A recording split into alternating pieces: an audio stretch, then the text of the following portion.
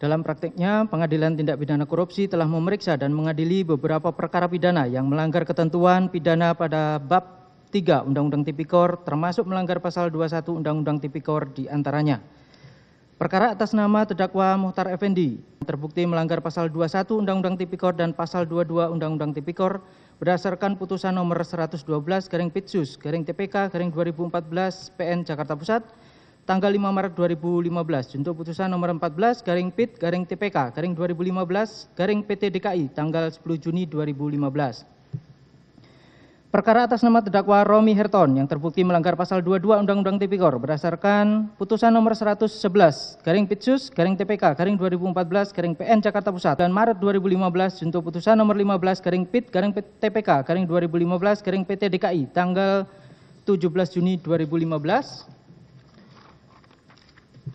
Putusan atas nama terdakwa Said Faisal yang terbukti melanggar pasal 22 Undang-Undang Tipikor berdasarkan putusan nomor 27/Pitsus/TPK/2014/PN PBR tanggal 7 Juli 2014.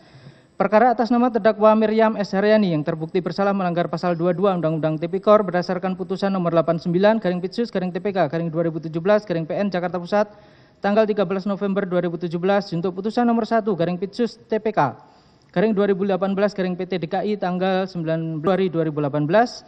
Perkara atas nama Markus Nari yang terbukti melanggar pasal 21 Undang-Undang Tipikor berdasarkan putusan nomor 80/Pitsus/TPK/2019/PN Jakarta Pusat tanggal 11 November 2019 untuk putusan nomor 3/Pitsus/TPK/2020/PT DKI tanggal 17 Februari 2020 untuk putusan nomor 1998/K Pitsus/2020 tanggal 13 Juli 2020. Putusan atas nama terdakwa Fredrik Yunadi yang terbukti yang berdasarkan putusan nomor 9/Pitsus/TPK/2018/PN Jakarta Pusat tanggal 28 Juni 2018 dinyatakan bersalah melanggar pasal 21 Undang-Undang Tipikor. Perkara atas nama terdakwa Ferdi Yuman yang terbukti melanggar pasal 21 Undang-Undang Tipikor berdasarkan putusan nomor 36/Pitsus/TPK/2021 PN Jakarta Pusat tanggal 11 Oktober 2021 junto putusan nomor 40 Pitsus/TPK/2021 PT DKI tanggal 29 Desember 2021.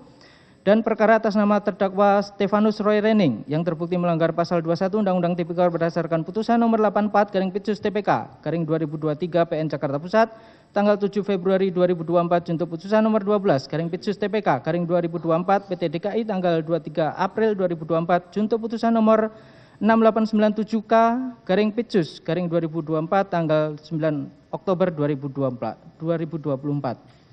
Berdasarkan uraian tersebut di atas, maka dapat disimpulkan bahwa Pengadilan Tindak Pidana Korupsi pada Pengadilan Negeri Jakarta Pusat berwenang untuk memeriksa dan mengadili perkara akuo.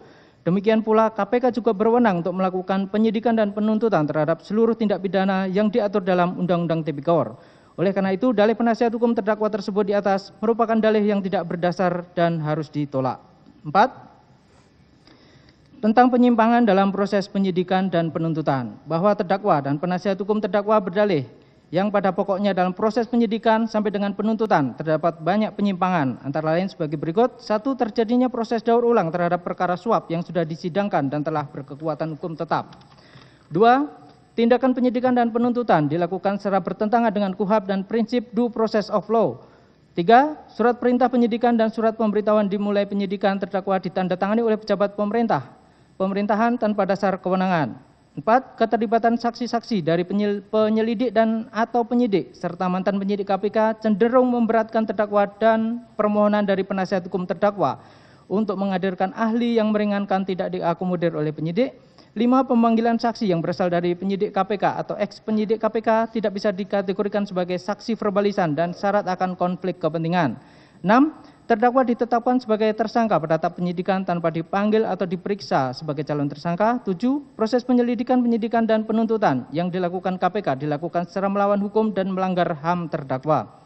Tanggapan penuntut umum, bahwa atas keberatan tersebut kami penuntut umum berpendapat bahwa penasihat hukum dan terdakwa telah salah dalam memahami apa itu materi eksepsi atau keberatan.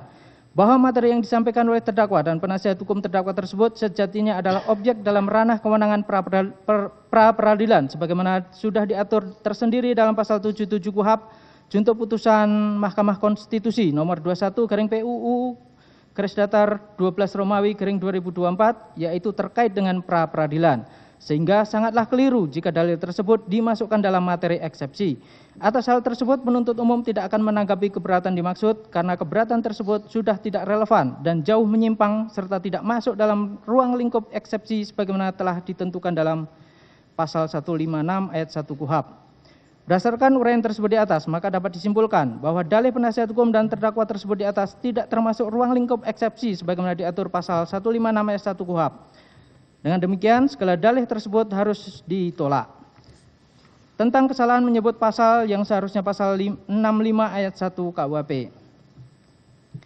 Dalam eksepsinya halaman 108 sampai dengan 111, penasihat hukum berdalih dakwaan batal demi hukum karena penuntut umum salah dalam penulisan ketentuan pasal yang seharusnya pasal 65 ayat 1 KUHP, namun ditulis pasal 65 ayat 1 KUHP.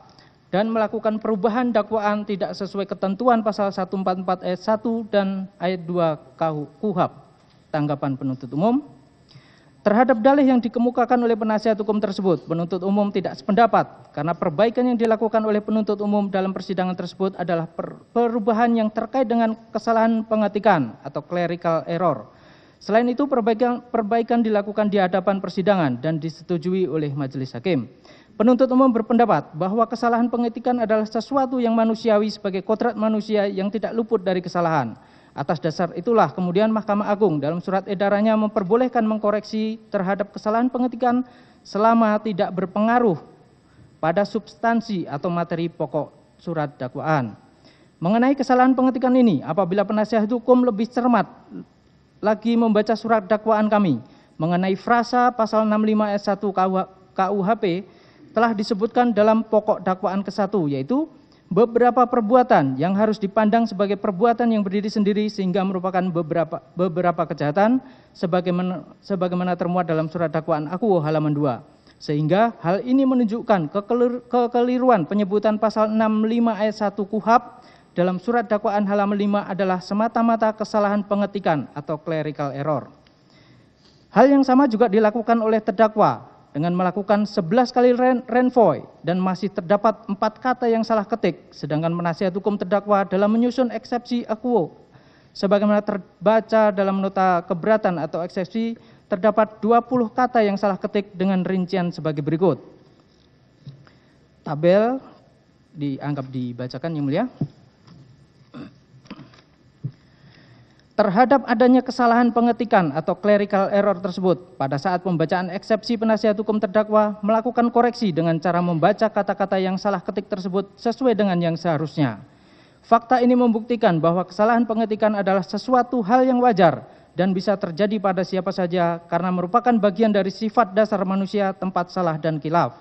Sehingga sudah sewajarnya kemudian Mahkamah Agung dalam surat edarannya masih memperbolehkan koreksi surat dakwaan asalkan tidak merubah substansi dari surat dakwaan tersebut. Dalam praktek persidangan di Indonesia, kesalahan ketik tidak dapat membuat surat dakwaan batal demi hukum. Perubahan yang tidak diperbolehkan di depan persidangan adalah perubahan yang membentuk atau menambah unsur tindak pidana baru. Sepanjang tidak membuat tindak pidana baru, perubahan atas surat dakwaan dapat saja dilakukan penuntut umum. Koreksi redaksional tidak ubahnya seperti renvoy dalam sebuah akta perjanjian, dan koreksi atas kesalahan redaksional tidak terikat pada pasal 144 KUHP.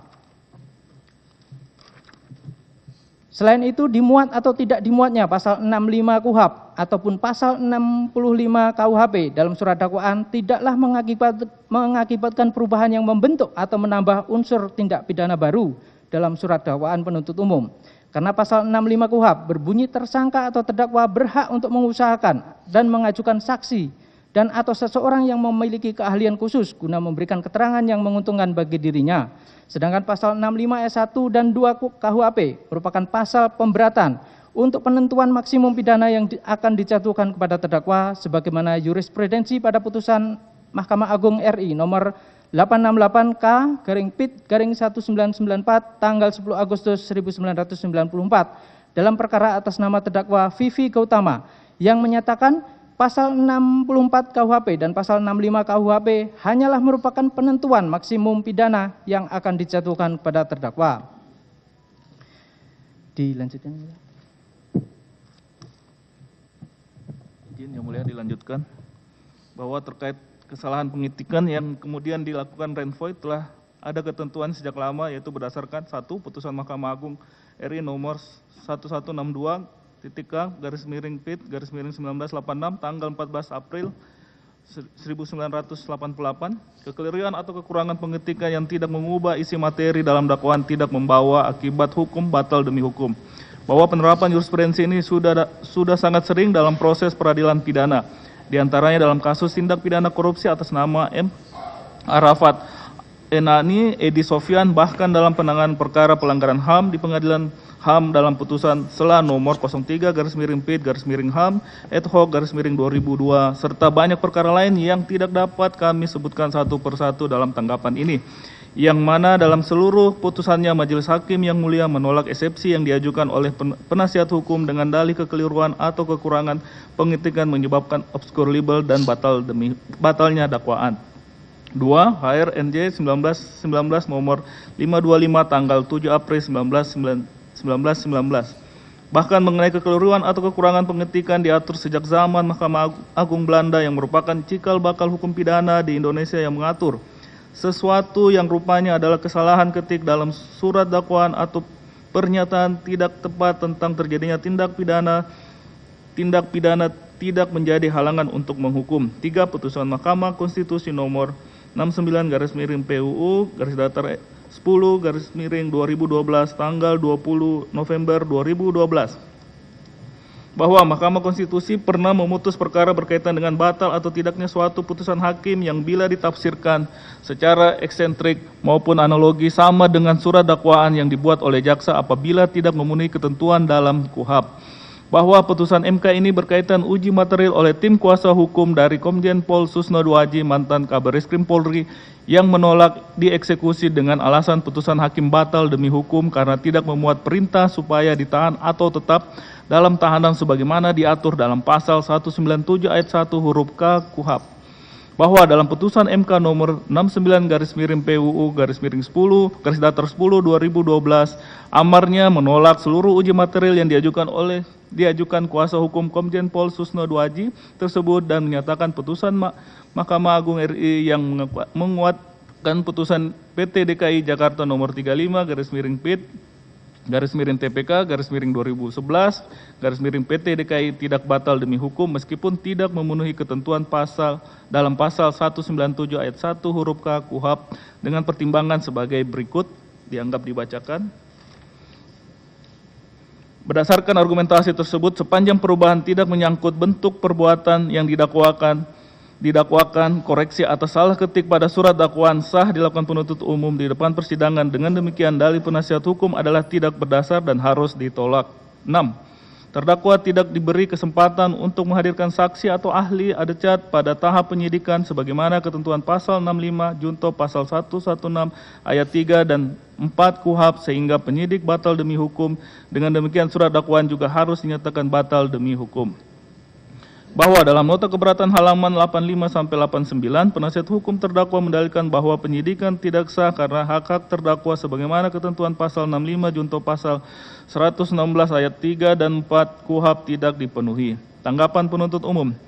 Dalih yang dikemukakan penasihat hukum di atas adalah tidak benar bahwa dalam berita acara pemeriksaan tersangka Hasto Kristianto tertanggal 27 Februari 2025 nomor 72 penyidik telah memenuhi kewajibannya dengan menanyakan kepada tersangka apakah ada saksi yang meringankan atau ada cat, dan pada saat itu dijawab oleh terdakwa saat itu tersangka bahwa pada pemeriksaan ini saya belum mengajukan saksi yang meringankan atau ada cat sebagaimana BAP tersangka sebagai berikut dianggap dibacakan.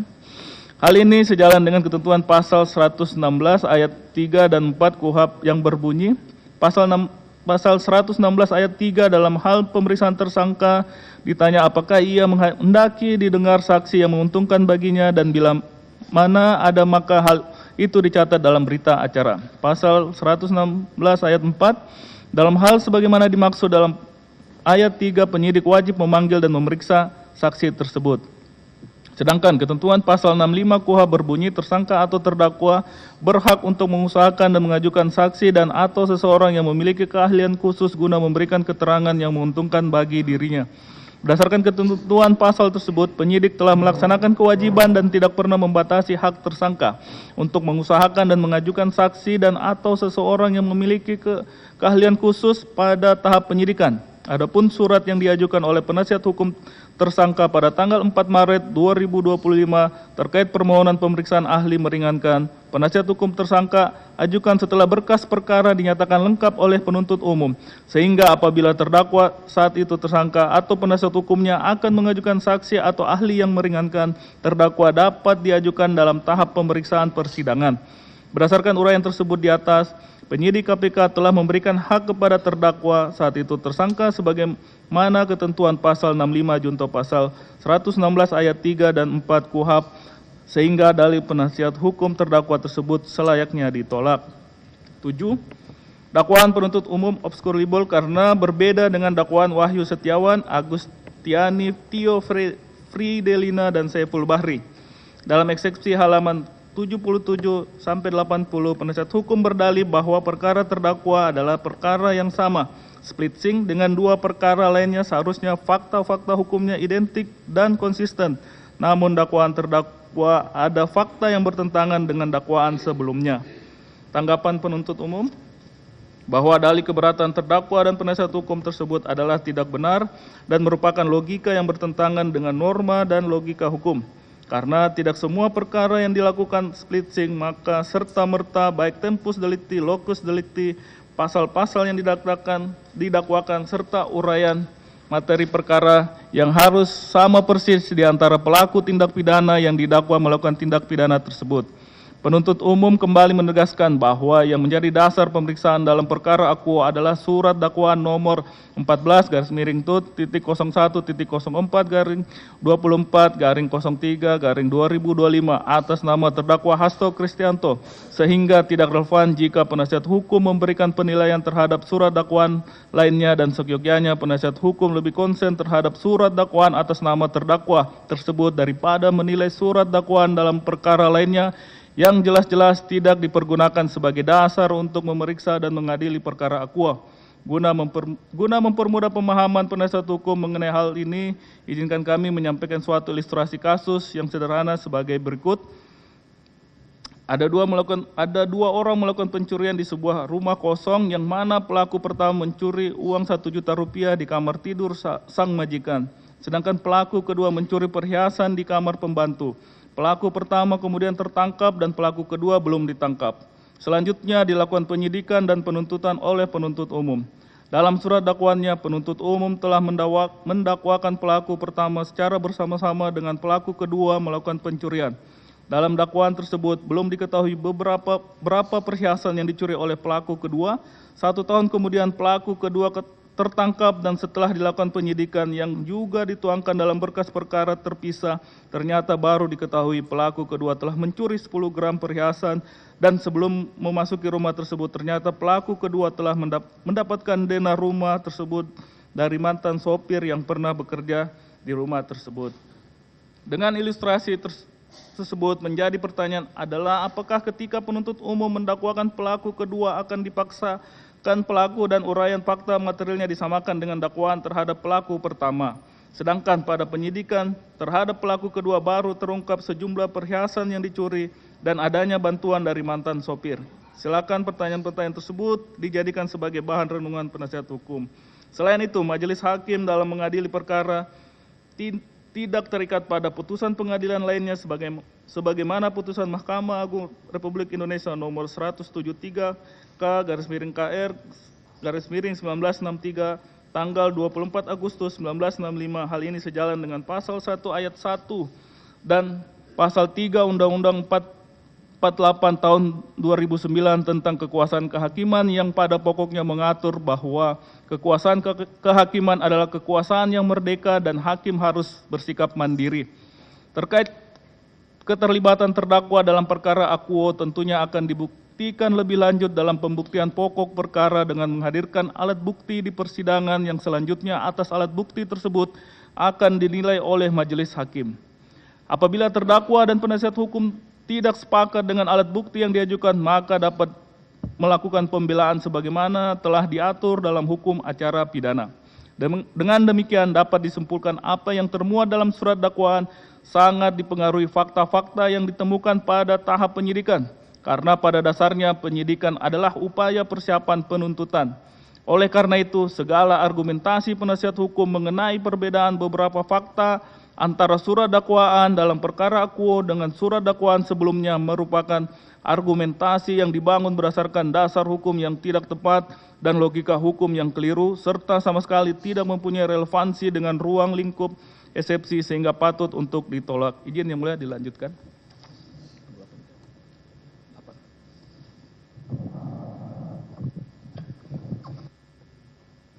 Izin melanjutkan.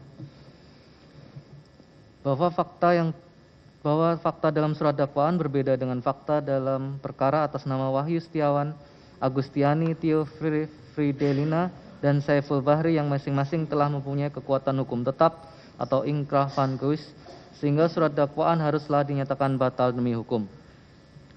Dalam eksepsi terdakwa halaman 6-7, 17, dan eksepsi penasihat hukum halaman 55-62, penasihat hukum dan terdakwa berdalih bahwa dalam putusan perkara Wahyu Setiawan, Agustiani, Tio Fridelina, dan Saiful Bahri yang telah berkekuatan hukum tetap tidak ada fakta mengenai keterlibatan terdakwa sehingga bertentangan dengan surat dakwaan terdakwa, sehingga surat dakwaan penuntut umum harus dinyatakan batal demi hukum. Tanggapan penuntut umum terhadap alasan keberatan atau eksepsi yang dikemukakan penasihat hukum terdakwa tersebut, penuntut umum berpendapat selain hal itu bukan merupakan ruang lingkup keberatan atau eksepsi sebagaimana ditentukan dalam pasal 156 ayat 1 KUHP, juga menunjukkan keinginan untuk mengisolir permasalahan keterlibatan dalam perbuatan pemberian suap kepada anggota KPU. Bahwa penuntut umum dalam menyusun surat dakwaan telah didasarkan kepada bukti-bukti yang didapatkan dalam proses penyidikan yang berupa keterangan saksi-saksi, keterangan ahli, surat, petunjuk, dan barang bukti yang telah disita secara sah menurut hukum. Sehingga untuk membuktikan apakah ada keterkaitan dengan terdakwa atau tidak, dengan membuktikan adanya niat jahat terdakwa dan perbuatan jahat terdakwa, sebagaimana telah diuraikan dalam surat dakwaan, tentunya hal tersebut telah masuk kepada materi pokok perkara yang akan dibuktikan pada proses pemeriksaan persidangan selanjutnya. Selain itu, Majelis Hakim tidak terikat pada putusan pengadilan lain sebagaimana putusan Mahkamah Agung Republik Indonesia nomor 173K/KR/1963 tanggal 24 Agustus 1965.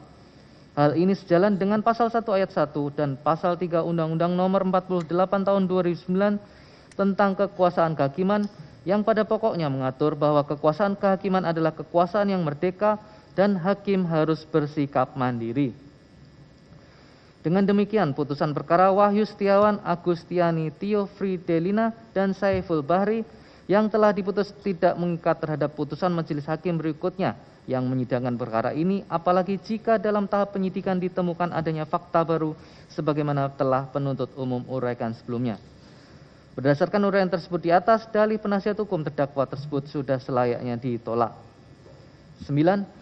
Dakwaan penuntut umum telah salah karena menguraikan perbuatan terdakwa pada saat proses penyelidikan terhadap Harun Masiku. Bahwa dalam eksepsinya halaman 118 sampai 126, penasihat hukum terdakwa berdalih bahwa pasal 21 Undang-Undang Tipikor terbatas pada perbuatan seseorang yang menghalangi proses penyidikan, penuntutan, dan pemeriksaan di sidang pengadilan, sehingga dakwaan penuntut umum yang menguraikan perbuatan terdakwa pada saat proses penyelidikan terhadap Harun Masiku adalah salah. Tanggapan penuntut umum terhadap dalih yang dikemukakan oleh penasihat hukum tersebut, penuntut umum tidak sependapat karena tidak berdasarkan peraturan perundang-undangan, jurisprudensi, dan atas penafsiran hukum yang keliru. Unsur pasal 211 mengandung elemen yang sifatnya alternatif, yaitu dalam pembuktiannya cukup dibuktikan salah satu elemen dari unsur tersebut sebagaimana berikut. 1. Dari sudut perbuatan pelakunya, maka cukup dibuktikan salah satu saja, yakni adanya perbuatan pelaku dalam mencegah atau perbuatan merintangi ataupun perbuatan menggagalkan. 2. Dari sudut cara melakukan perbuatan tersebut, cukup dibuktikan salah satu saja, yakni apakah pelaku melakukannya secara langsung ataupun bisa juga secara tidak langsung. 3. Dari sudut tujuan, cukup dibuktikan salah satu saja, yakni terhadap penyidikan atau terhadap penuntutan ataupun terhadap pemeriksaan di sidang pengadilan. Selain itu, dalam penjelasan umum Undang-Undang Nomor 31 Tahun 1999 tentang Pemberantasan Tindak Pidana Korupsi, sebagaimana telah diubah dengan Undang-Undang Nomor 20 Tahun 2001 tentang perubahan atas Undang-Undang Nomor 31 Tahun 1999 tentang Pemberantasan Tindak Pidana Korupsi, secara tegas menyatakan bahwa dalam undang-undang ini tindak pidana korupsi dirumuskan secara tegas sebagaimana tindak pidana formil. Maka, menurut Adami Cazawi dalam bukunya Hukum Pidana Material dan Formil Korupsi di Indonesia, April 2005, penerbit Banyu Media Publishing, halaman 284, dikatakan bahwa sebagai indikator terwujudnya sempurna tindak pidana formil, sudah cukup dengan adanya terwujudnya perbuatan yang dilarang. Dalam rumusan tindak pidana, tanpa melihat atau bergantung pada akibat yang timbul dari perbuatan. Dalam hal terjadinya tindak pidana pasal 21 Undang-Undang Tipikor, tidak diperlukan perbuatan-perbuatan yang telah tercegah, terintangi, dan atau gagal dalam penyidikan, penuntutan, dan pemeriksaan di sidang pengadilan terhadap tersangka dan terdakwa, ataupun para saksi yang diperlukan dalam tindak pidana tersebut, namun tidak menutup kemungkinan akibat tersebut telah benar-benar ada. Dengan demikian, meskipun sprindik atas nama tersangka Harun Masiku belum diterbitkan, namun perbuatan terdakwa atau saat itu tersangka telah mencegah akan dilakukannya penyidikan sehingga tidak menjadi halangan bagi penyidik maupun penuntut umum untuk memproses seseorang dengan perbuatan obstruction of justice. Hal tersebut sejalan dengan pendapat R. Wiono SH dalam bukunya Pembahasan Undang-Undang Pemberantasan Tindak Pidana Korupsi, Maret 2005, penerbit Sinar Grafika halaman 144, yang menyatakan mencegah penyidikan, penuntutan, dan pemeriksaan di sidang pengadilan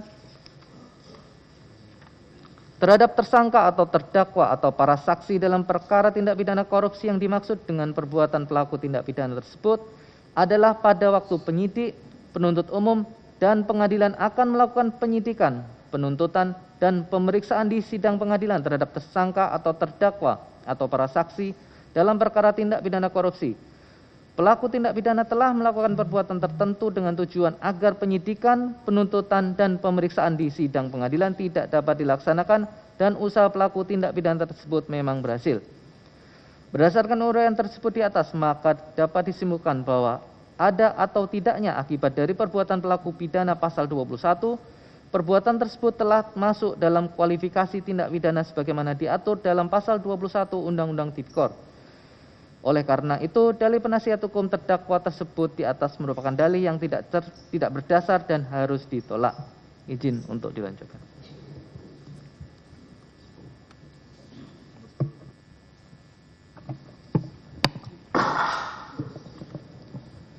Izin melanjutkan yang mulia.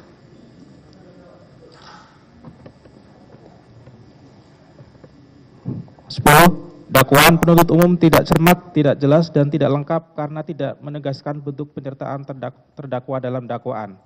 Dalam eksepsinya halaman 101 sampai dengan 107, penasihat hukum terdalih dalam surat dakwaan kedua yang pertama dan dakwaan kedua yang kedua, terdakwa didakwa dengan pasal 55 ayat 1 ke 1 KUHP. Maaf, saya ulangi. Didakwa dengan pasal 55 ayat 1 ke 1 KUHP, namun tidak ditegaskan bentuk penyertaannya yang menyebabkan dakwaan obskur liber. Tanggapan penuntut umum. Keberatan penasihat hukum mengenai kualifikasi terdakwa dalam konteks penyertaan sebagaimana diatur dalam pasal 55 ayat 1 ke 1 KUHP diletakkan pada forum yang keliru, karena untuk dapat menentukan apakah ada turut serta melakukan atau tidak serta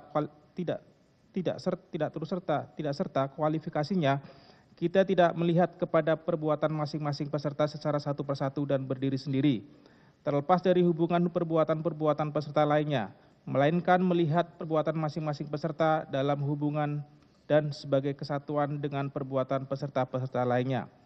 Hal-hal tersebut tentu harus dibuktikan dengan alat-alat bukti yang sah, termasuk pula untuk membuktikan unsur offset dan meeting of mind antara terdakwa dengan pelaku lainnya, yang mekanismenya akan dilakukan dalam pembuktian pokok perkara atau dalam ranah sidang pembuktian, sehingga dari pembuktian tersebut akan terlihat pula kualifikasi terdakwa apakah sebagai orang yang melakukan, menyuruh melakukan atau turut serta melakukan, Dengan kata lain, penentuan kualifikasi tersebut masuk dalam ranah materi pokok perkara, sehingga dalih penasihat hukum mengenai hal ini harus ditolak. 11. Bahwa terhadap kasus ini tidak ada kerugian keuangan negara sehingga bukan menjadi kewenangan KPK. Dalam eksepsinya halaman 18, terdakwa berdalih bahwa dalam Undang-Undang KPK nomor 19 tahun 2019 telah membatasi kewenangan KPK untuk melakukan penyelidikan, penyidikan, dan penuntutan perkara tindak pidana korupsi, diantaranya adanya kerugian keuangan negara paling sedikit 1 miliar rupiah. Sedangkan dalam perkara yang dituduhkan kepada terdakwa ada kerugian keuangan negaranya sehingga KPK tidak berwenang untuk melakukan penyelidikan, penyidikan, dan penuntutan. Maksudnya tidak ada. Tanggapan penuntut umum bahwa menurut penuntut umum, terdakwa telah salah memaknai ketentuan pasal 11 Undang-Undang Nomor 30 Tahun 2002 yang telah diubah dengan Undang-Undang Nomor 19 Tahun 2019 tentang Komisi Pemberantasan Korupsi terkait dengan batasan kewenangan Komisi Pemberantasan Korupsi untuk melakukan penyelidikan, penyidikan, dan penuntutan perkara tindak pidana korupsi. Secara tegas telah dituangkan batasan kewenangan KPK dalam melakukan penyelidikan, penyidikan, dan penuntutan terhadap tindak pidana korupsi sebagaimana tersebut dalam pasal 11 Undang-Undang KPK dengan persyaratan a. Melibatkan aparat penegak hukum, penyelenggara negara, dan orang lain yang ada kaitannya dengan tindak pidana korupsi yang dilakukan oleh aparat penegak hukum atau penyelenggara negara, dan atau b. Menyangkut kerugian negara paling sedikit 1 miliar rupiah. Terhadap kata dan atau setelah ketentuan pada pasal 11 huruf A, kata sambung tersebut menunjukkan bahwa poin B terkait kerugian negara paling sedikit sejumlah 1 miliar rupiah tidak harus terpenuhi dalam setiap perkara yang ditangani oleh KPK. Perkara aqua bukanlah perkara yang deliknya terkait dengan kerugian keuangan negara sebagaimana diatur dalam pasal 2 dan pasal 3 Undang-Undang Tipikor. Akan tetapi terkait pasal suap, vide pasal 5 ayat 1 huruf A atau pasal 13 Undang-Undang Tipikor sehingga tidak berlaku ketentuan huruf B. Berdasarkan argumentasi di atas maka keberatan terdakwa haruslah ditolak. 12. Dakwaan penuntut umum disusun berdasarkan opini dan asumsi penuntut umum serta tidak didasarkan berkas-berkas secara utuh. Dalam eksepsi terdakwa halaman 9 sampai dengan 17 dan eksepsi penasihat hukum halaman 62 sampai dengan 68 dan halaman 115 sampai dengan 118 berdalih bahwa surat dakwaan tidak disusun berdasarkan berkas perkara secara utuh sebagaimana termuat dalam BAP para saksi. Fakta hukum dimanipulasi hanya berdasarkan opini dan asumsi yang menyebabkan surat dakwaan obscurable. Tanggapan penuntut umum. Terhadap keberatan tersebut, penuntut umum tidak sependapat karena keberatan tersebut hanya sebatas pendapat atau kesimpulan dari penasihat hukum sendiri. Apa yang penasihat hukum dan terdakwa dalihkan dalam eksepsinya tidak lebih dari kalimat-kalimat membantah fakta-fakta yang disajikan dalam surat dakwaan. Bahwa fakta-fakta tersebut tidak benar, tidak cukup bukti, asumsi, atau opini. Barangkali penasihat hukum lupa bahwa alat bukti tidak hanya keterangan saksi yang bersumber dari berita acara pemeriksaan, sebagaimana termuat dalam berkas perkara. Namun ada alat bukti lain sebagaimana pasal 184 ayat 1 KUHP dan pasal 26A Undang-Undang Nomor 31 Tahun 1999 sebagaimana telah diubah dengan Undang-Undang Nomor 20 Tahun 2001. Bahwa untuk menentukan apakah surat dakwaan penuntut umum tidak didasarkan pada BAP maupun alat bukti-bukti lain yang tercantum dalam berkas perkara masih perlu diuji kebenarannya dalam pemeriksaan di persidangan. Untuk itu pembuktian dimaksud sudah memasuki pemeriksaan pokok perkara yang bukan merupakan alasan atau keberatan eksepsi sebagaimana diatur dalam pasal 156 KUHP. Berdasarkan uraian tersebut, alasan keberatan dan dalih penasihat hukum dan terdakwa tersebut haruslah ditolak. 13. Dakwaan penuntut umum tidak jelas karena keliru menerapkan pasal 65 ayat 1 KUHP dalam dakwaan ke-1 dan pasal 64 ayat 1 KUHP dalam dakwaan kedua. Dalam eksepsi halaman 111 sampai dengan 115, penasihat hukum terdakwa berdalih bahwa surat dakwaan penuntut umum tidak jelas karena keliru menerapkan pasal 65 ayat 1 KUHP dalam dakwaan ke-1. Padahal tindakan yang dikategorikan sebagai obstruction of justice memiliki konsekuensi pelanggaran yang sama, sedangkan dakwaan kedua, terdakwa dianggap telah melakukan dua perbuatan pidana yang dilakukan dengan jangka waktu yang berbeda, sehingga harusnya juga dikenakan pasal 65 ayat 1 KUHP. Tanggapan penuntut umum. Terhadap keberatan tersebut, Penuntut umum berpendapat bahwa dalih keberatan tersebut keliru sebagai akibat penasihat hukum terdakwa kurang memahami surat dakwaan penuntut umum. Mengenai penggunaan pasal mana yang akan diterapkan kepada terdakwa menjadi dominus litis penuntut umum dengan berdasarkan pada fakta-fakta perbuatannya terdakwa yang terungkap sebagai hasil penyidikan. Bahwa perbuatan terdakwa yang menyuruh Harun Masiku melalui Nur Hasan untuk merendam telepon genggam dilakukan sebagai perbuatan untuk mencegah terjadinya proses penyidikan yang akan dilaksanakan. Sedangkan perbuatan terdakwa yang memerintahkan Kusnadi untuk menenggelamkan telepon genggam adalah sebagai upaya untuk merintangi penyidikan yang sedang dilaksanakan oleh penyidik. Dengan demikian, perbuatan terdakwa tersebut merupakan perbuatan yang berdiri sendiri sebagaimana dimaksud dalam pasal 65 ayat 1 KUHP. Sedangkan terkait dengan dakwaan kedua, alternatif pertama dan dakwaan kedua, alternatif kedua, perbuatan terdakwa bersama-sama dengan Doni Tri Istiqomah, Saiful Bahri, dan Harun Masiku memberikan uang sebanyak 2 kali sebagaimana diuraikan dalam surat dakwaan dengan satu niat atau tujuan, yakni agar KPU RI menyetujui permohonan penggantian antar waktu calon legislatif terpilih daerah pemilihan Sumatera Selatan 1, caleg terpilih Dapil Sumsel 1 atas nama Rizky Aprilia kepada Harun Masiku. Dengan demikian, perbuatan terdakwa merupakan perbuatan yang berkelanjutan sebagaimana dimaksud dalam pasal 64 ayat 1 KUHP. Berdasarkan uraian tersebut, alasan keberatan dan dalih penasihat hukum dan terdakwa tersebut haruslah ditolak. 14. Penuntut umum keliru mentafsirkan pasal 21 Undang-Undang Tipikor karena terdakwa dilindungi oleh azas non-self-incrimination.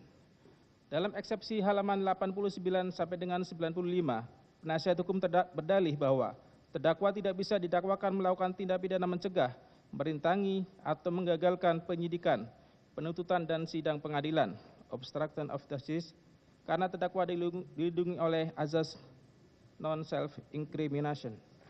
Tanggapan penuntut umum bahwa terhadap alasan keberatan tersebut, penuntut umum berpendapat bahwa alasan keberatan tersebut bukan merupakan ruang lingkup keberatan atau eksepsi sebagaimana ditentukan dalam pasal 156 ayat 1 KUHP. Namun demikian, perlu kami sampaikan bahwa dari sudut cara melakukan perbuatan obstruction of justice bisa dilakukan secara langsung oleh pelaku tindak pidana sendiri sebagaimana pendapat dari R.W. Yono SH dalam bukunya Pembahasan Undang-Undang Pemberantasan Tindak Pidana Korupsi Maret 2005, penerbit Sinar Grafika halaman 145, yaitu bahwa perbuatan yang berupa dengan sengaja mencegah penyidikan, penuntutan, dan pemeriksaan di sidang pengadilan terhadap tersangka atau terdakwa atau para saksi dalam perkara tindak pidana korupsi oleh pelaku tindak pidana bisa dilakukan dengan A. Secara langsung, yang artinya dilakukan oleh pelaku tindak pidana sendiri atau dalam bentuk penyertaan, pasal 55 dan 56 KUHP. B. Secara tidak langsung, misalnya melalui perantara, pelaku tidak pidana mengajukan usul dan ternyata diterima oleh pejabat yang berwenang untuk memindahkan atau memutasikan penyidik tanpa dasar yang dapat dipertanggungjawabkan. Padahal penyidik tersebut merupakan satu-satunya yang menguasai perkara tindak pidana korupsi yang akan sedang diselidiki. Dalam praktek peradilan pidana kerap kali ditemukan, misalnya dalam kasus yang menjerat Markus Nari selaku anggota DPR RI periode 2009 sampai dengan 2014 yang duduk sebagai anggota Badan Anggaran, didakwa bersama-sama dengan Irman Sugiharto, Diah Anggraini, Setia Novanto, Andi Agustinus alias Andi Narogong, Isnu Edi Wijaya, Anang Sugiana Sudiharjo, Irvanto Hendra Pambudi Cahyo, Derajat Wisnu Setiawan, turut menerima fee dalam pengurusan anggaran proyek KTP elektronik yang didakwa melakukan tindak pidana mencegah, merintangi, atau menggagalkan penyidikan, penuntutan, dan sidang pengadilan, obstruction of justice, yang dilakukan oleh terdakwa dengan membujuk Miriam S. Haryani agar tidak menyebut nama Markus Nari di sidang pengadilan dan meminta Sugiharto tidak menyebut namanya sebagai penerima aliran dana proyek KTP elektronik sebagaimana putusan Mahkamah Agung RI nomor 1998K/Pit.Sus/2020 tanggal 13 Juli 2020. Junto putusan Pengadilan Tindak Pidana Korupsi pada Pengadilan Tinggi DKI Jakarta nomor 3/Pit.Sus _TPK_2020 PT DKI tanggal 17 Februari 2020 junto putusan Pengadilan Tindak Pidana Korupsi pada Pengadilan Negeri Jakarta Pusat nomor 80/Pit.Sus TPK_2019 PN Jakarta Pusat tanggal 19 November 2019. Berdasarkan uraian tersebut, alasan keberatan dan Dalih penasihat hukum dari terdakwa tersebut haruslah ditolak. Lanjutkan.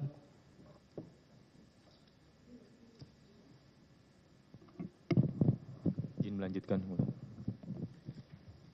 Dakwaan penuntut umum tidak cermat karena mengabaikan prinsip penyertaan mutlak perlu pada delik suap atau delik suap berpasangan karena tidak jelas siapa penerima suap dan dalam perkara terdakwa, sedangkan dalam kasus Wahyu Setiawan dan Agustiani Tio Fredilina nama terdakwa tidak disebut sebagai pemberi suap.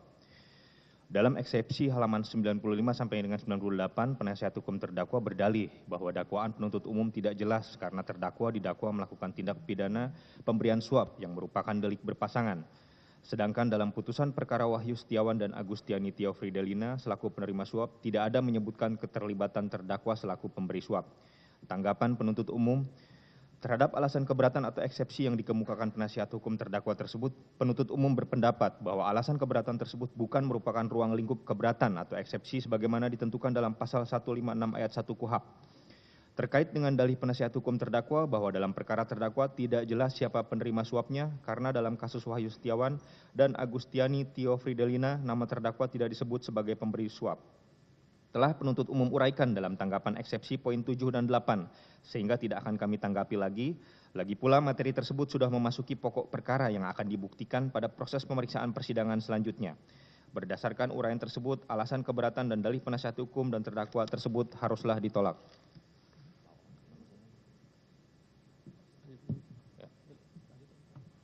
Majelis Hakim yang kami muliakan, saudara terdakwa dan penasihat hukum yang kami hormati, berdasarkan uraian pendapat atau tanggapan yang telah kami uraikan di atas, maka kami mohon kepada Majelis Hakim yang memeriksa, mengadili, dan memutus perkara ini untuk 1. Menolak keberatan atau eksepsi yang diajukan penasihat hukum terdakwa Hasto Kristianto. 2. Menyatakan surat dakwaan nomor 14/01.04/24/03/2025 tanggal 7 Maret 2025 telah memenuhi syarat formil dan syarat material sebagaimana ditentukan dalam pasal 143 ayat 2 huruf A dan huruf B KUHP, dan secara hukum surat dakwaan sah untuk dijadikan sebagai dasar memeriksa dan mengadili perkara tindak pidana korupsi atas nama terdakwa Hasto Kristianto. 3. Menetapkan pemeriksaan perkara ini tetap dilanjutkan. Demikian pendapat atau tanggapan kami atas eksepsi atau keberatan penasihat hukum terdakwa yang kami bacakan dan disampaikan pada persidangan hari ini, Kamis tanggal 27 Maret 2025 di Pengadilan Tindak Pidana Korupsi pada Pengadilan Negeri Jakarta Pusat. Penuntut umum pada Komisi Pemberantasan Korupsi, Wawan Yunarwanto, Rio Vernika, Nur Haris Arhadi, Jeno Rofik, Arjuna Budi, Sandi, Muhammad Fauji, Bayu Nur Hadi. Demikian yang mulia, terima kasih. Baik ya, demikian tanggapan penuntut umum atas eksepsi dari terdakwa maupun penasihat hukum terdakwa. Dan oleh karena eksepsi dan tanggapan penuntut umum telah dibacakan, maka acara berikutnya adalah putusan sela yang akan dijatuhkan oleh Majelis Hakim. Sehubungan hal tersebut, izin yang mulia. Ya. Izin mohon bicara sedikit yang mulia. Nanti kami beri kesempatan. Tunggu ya. Oh iya, silakan. Saya selesaikan dulu. Nanti kami beri kesempatan. Jangan khawatir. Setelah majelis bermusyawarah, karena ini ada libur Lebaran, jadi terpaksa setelah Lebaran. Sekiranya kita adakan hari Jumat tanggal 11 April. Jam pagi. Jumat. Karena hari lain 11 April ya, setelah Lebaran. Gitu ya. Baik, sebelum tutup ada yang mau disampaikan dari penuntut umum? Dari kami cukup yang mulia. Dari penasihat hukum silakan. Izin yang mulia, ada beberapa hal yang mulia. Pertama, kami di eksepsi kemarin sebenarnya mencantumkan ada 10 lampiran bukti. Ya. Nah, 10 lampiran bukti karena kemarin masih proses leges, jadi kami baru bisa bawa hari ini yang sudah dileges secara lengkap. Nah, 10 lampiran bukti ini kami pandang penting untuk jadi pertimbangan yang mulia sebelum nanti membuat atau menyusun putusan sela. Mohon berkenan kami sampaikan di sini yang mulia. Silakan, silakan.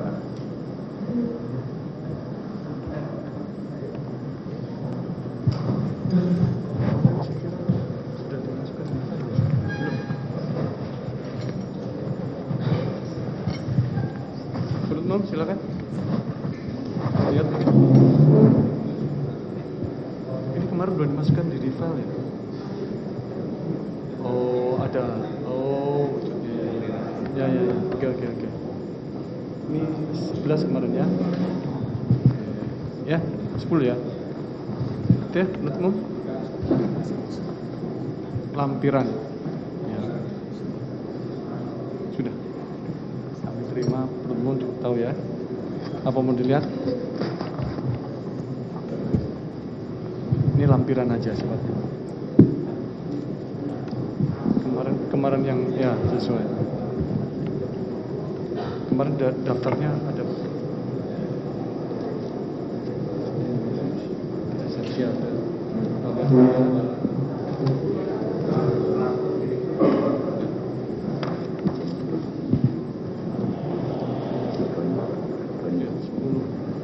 T1, T2, 3, 4, 5, 6,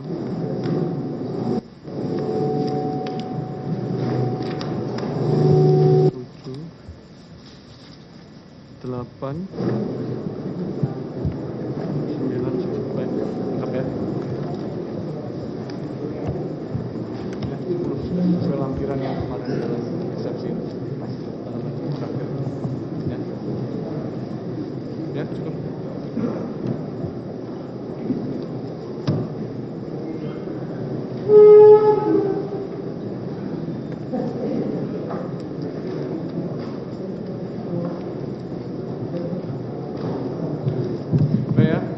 Terima kasih Yang Mulia. Saya pikir mungkin cukup ya. Oh, dari Bang Magdir Mas Ed. Terima kasih. Saya ingin menyampaikan satu permohonan yang sudah kami daftar ke pengadilan terkait dengan izin besuk Yang Mulia. Oh, Ya, itu satu yang kami mau baru sampaikan. diajukan sekarang. Sudah kemarin sudah kami kirim ke Oh, pengadilan. sampai saat ini majelis belum menerima. Belum menerima. Oh ya, boleh.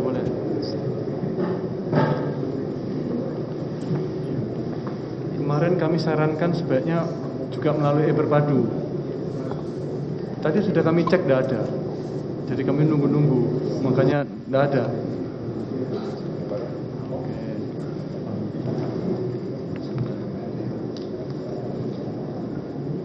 Silakan, penuntut umum. Jadi berapa orang nih Pak? Yang untuk izin kunjungi yang mana? Untuk keluarga saja. Nah, sebaiknya besok kalau mengajukan yang akan berkunjung aja. Jadi kami pun bisa menyeleksi. Kalau kayak gini kesannya kan semuanya.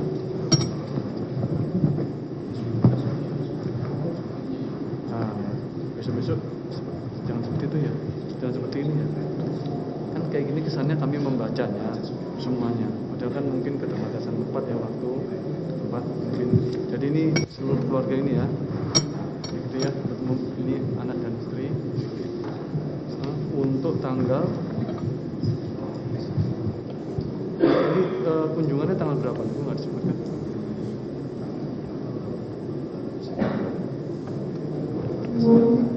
Enggak, makanya tanggal berapa ini akan berkunjungan harus jelas tanggalnya. Tanggal berapa nih Pak? Nggak ada sini. Hah?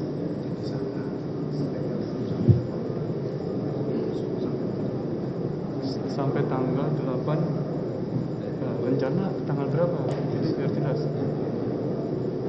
Rencana kapan? Oh, tanggal 10. Tanggal 10 ya. Ya, kalau seperti itu ini mendadak juga ya. Berarti mungkin bisa kita keluarkan hari Selasa ya. Kan tanggal 10 kan? Itu ya, penuntut umum ya. Ini pemberitaan besok kalau buat yang jelas Pak. Tanggal untuk tanggal sekian. Nanti mau lagi kunjungan untuk tanggal sekian. Jadi setiap satu kunjungan satu penetapan. Tidak digelondong gitu ya. Ya, itu ya ke depannya. Oke, terima kasih.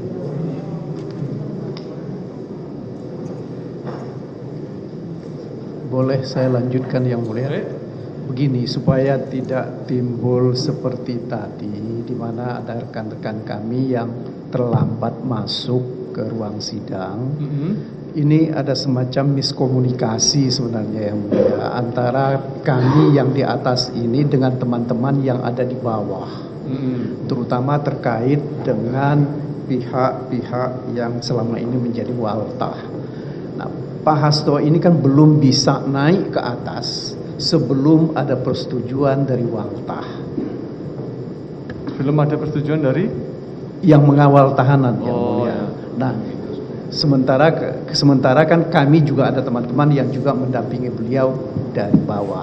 Oleh karena itu ini yang kami ingin semacam ketegasan.